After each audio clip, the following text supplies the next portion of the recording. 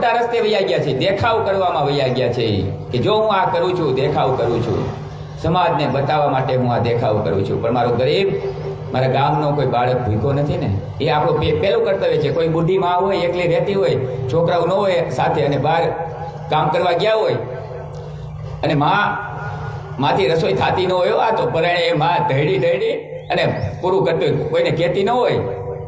એવા પણ ઘર હોય ક્યાં કે દીકરાઓ બહાર કામને લીધે જવું પડે, એવું નથી, કામ ધંધાને લીધે છોકરાઓને બહાર જવું પડે, પણ અહીંયા માં કેમ કરતી હોય ને એ માને ખબર હોય. માં કોઈ નિયમનો કોઈ દિવસ માં એમ નહીં કે હું બીમાર પડી, કોઈ દિવસ કે મારાથી નથી થતું. એ માને કદાચ તાવ આવતો હશે ને તો એ દીકરા માટે એને રોટલો ઘડી દીધો હોય છે, પછી કે મને કાંઈ નથી બેટા, માથું દુખતું હશે ને તો એ માં કહેશે કે મને સારું જ છે, તું પેલા જમી લે. આ જેવો તો ખરા માતૃ, આનાથી મોટો કોઈ ગુરુ નથી. હું તો માને જ ગુરુ માનું છું. એની કંઠી બાંધી લ્યો ને એકવાર,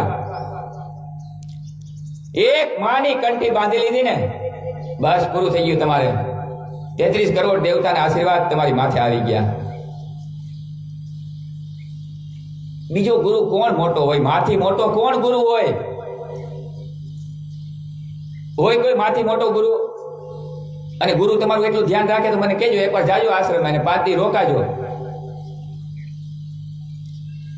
એ મારી માતાઓ જે છે ને, આ બધી માતાઓ, એના લીધે સંસાર આપણે સુખ ભોગવીએ છીએ, માને લીધે.